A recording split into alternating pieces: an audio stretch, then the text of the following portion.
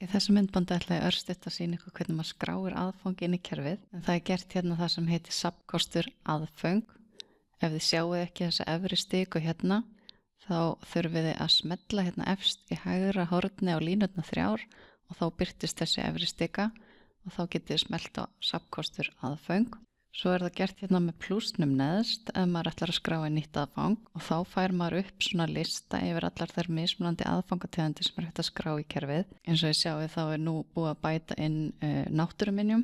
Þessi skráningablöð eru nokkuð keimlík en það eru mismunandi skráningareitir og það eru nokkrar aðfangategundir sem skera sig meira úr en aðrar. En ef ég sýni ykkur smá mun þá opna ég til dæmis ljósmyndir. Og þá er það oftast hérna undir því sem heitir ítarupplýsingar sem er mismunandi á milli aðfangategunda. Við reyndum að halda þetta hérna efri reitunum eins í gegnum allar aðfangategundirnar af því að sumir eru kannski að skrá inn margar aðfangategundir sitt á hvað og þá væri ruglingslegt að það væri alltaf búið að færa til reiti hérna upp og niður. Segjum svo að ég opni myndlist og opna ítarupplýsingar hér. Þá má sjá nokkra reiti hérna sem eru einstakir fyrir myndlistina. En segjum að ég ætli núna bara að skrá mun, þá vel ég það og það getur alltaf verið þægilegt að hlaða fyrst upp myndinni. Það er annarkvort hægt að gera það á hefðbundin máta með því að smella hérna og hlaða upp mynd eða þá opna möppu hjá sér og draga einfaldlega yfir þær myndir sem maður ætlar að hafa á skráningunni. Svo ef ég smelli hérna filmutáknið hérna í hægri stikunni þá getur maður séð allar þær skrár sem er búið að hengja við færslu.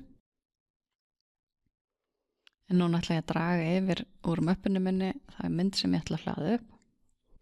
Og ef ég dreg hana hérna yfir þá er ég að velja forsíðumyndina sem sést alls þar hérna í svona smámyndum og þetta er líka svo sem verður forsíðumyndin á ytri vefnum.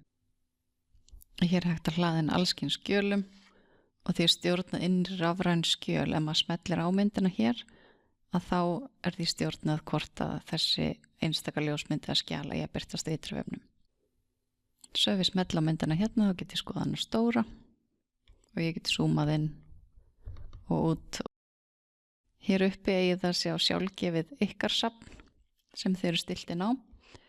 Hérna eigið það sjá þá aðfangategund sem þið völdu þegar þið opnuðu með plúsnum.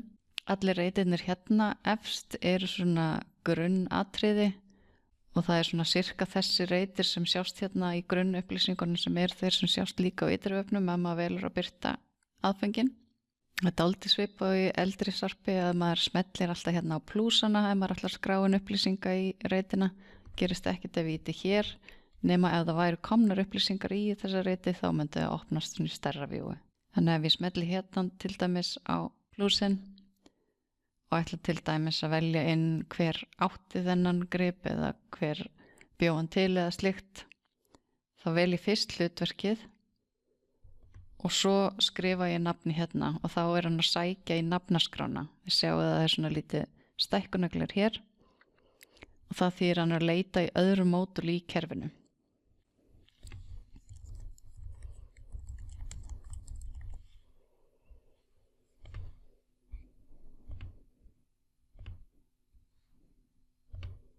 Svo hér er það sem heitir efnisorð heiti og þá myndi ég til dæmis velja inn bara að þetta sé hljóðfæri og harmonika. Þá smelli ég aftur hérna plúsinn og ég get byrjað að skrifa inn orð til að fá upp svona tillögur.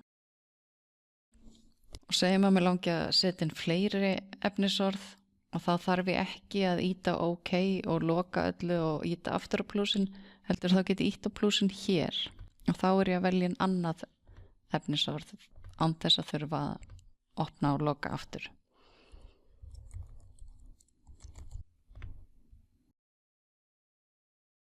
Þetta er líklega helsti munurinn frá Sarpi 3 að í staðinn fyrir að hafa reit fyrir hvert og eitt eins og til dæmis við vorum með reit fyrir gefanda listamann, marga reiti fyrir svipaða hluti, þá er þetta líklega mesta breytingin að maður velur fyrst oft inn eitthvað hlutverk en maður notar samt sama reit. Svo eru svona reitir sem eru ekki með plús og þá eru þeir svona frjálsir textareitir til dæmis. Það er svona stækkunagler með plús inni. Það eru reitir með svona lítilli niðurör. Þá er einhver svona stuttur listi undir. Svo eru alltaf þessir svona ítarskráningareitir hérna, þetta er sem sagt flipar sem er hægt að smetla og þá fær maður upp fleiri skráningamöguleika eins og til dæmis hérna varðveislustaði en segjum að ég sé orðin ána með þessa fæslu og þá er sem sagt hérna niðri í neðstu stiku er svona vistatákn, svona floppy diskur, þá smetlum maður einfaldlega á hann þannig að ég hveti ykkur til að muna eftir að vista reglulega en kerfi varar mann samt við ef maður ætlar að fara eitthvað annað og þá spyr kerfi hvort þú ætlar ekki að vista það sem þú varst að gera og þá getur maður smelt hér.